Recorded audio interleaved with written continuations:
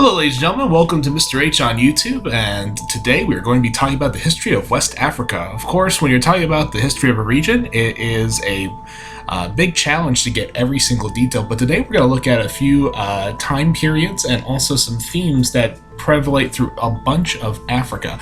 So let's get into it. Africa has a long and rich history. And today we're going to look primarily at two medieval medieval African empires rather, and look at how they affected the overall history of this region. Of course, we're going to start with the Empire of Ghana. So what do we talk about with Ghana? Ghana is, of course, in a West African, and it is one of the first major empires. It's important to know that sub-Saharan Africa had a variety of different government styles, be it kingdoms, empires, tribal groups, city-states. It's a huge continent, which means the history and styles of government are going to be as diverse and spread out as the continent is itself. Ghana developed into an empire primarily because of the natural resources that grew up around that area. The trading of gold and ivory were particularly very important to the Ghana Empire. Ghana controlled a relatively small portion of West Africa. However, its ability to trade meant that it was a very wealthy kingdom, and it actually developed a similar feudal system, which is interesting to note as its neighbors to the north in Europe were developing the same feudal system at the same time. Ghana was not isolated. It, of course, traded with several different nations, including Arab traders in the north and the sub-African traders in the south. It was, of course, in modern day Mali and Mauritania, and most of the just south of the Sahara Desert. It acted itself as a way station between different areas as it traded about throughout the subcontinent. The next one that we would talk about is the Empire of Mali, which, if you've read and watched the Mansa Musa episode, you'll note that one of the main aspects of Mali's empire was its wealth. This was, and still is today, a very rich, resource-heavy area that allowed the rulers of Mali to develop itself into a trading empire.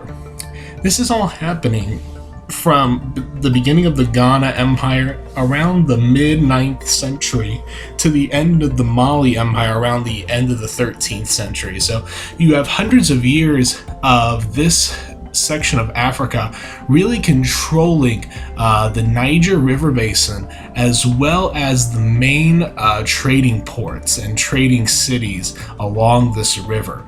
Mali establishes itself with the prestige of being a nation that was known for its trade, as well as the amount of gold that would be traded here as well. It was a natural resources that allowed it to stake a claim as an important hub of African trade. And it was important also to note that West Africans were connected to the outside world. We can't think of Africa as isolated from the rest of the world. They were connected to the European and Asian trade. You skip ahead a few hundred years, and all of a sudden you see the development of colonialism. Africans had, for the most part, been free from colonialism up to the 1800s. The climate, the diseases, such as malaria, would not allow European settlement into the African subcontinent, sub-Saharan Africa, But as technology, and including malaria medicine and also gunpowder weapons, developed, European colonialists were able to move deeper and deeper into the African continent, which meant that untapped places like West Africa were wholesale colonized. Primarily, the British and the French were the main colonists of West Africa. And colonialism, for the most part, was a hit and miss for the people of Africa. In some areas like the Congo, it was extremely brutal, but it's important to note that the colonizers who settled West Africa had no real desire to develop future nations like Ghana and Mali and Nigeria into true nation states. They were simply extracting resources. The myth that colonialism was good for the Africans was developed during this time period to justify imperialism in Africa. The native Africans truly did not appreciate being subjected to this colonialism. Of course, resistance took many forms, but major resistance would not make itself known until more towards the end of World War II.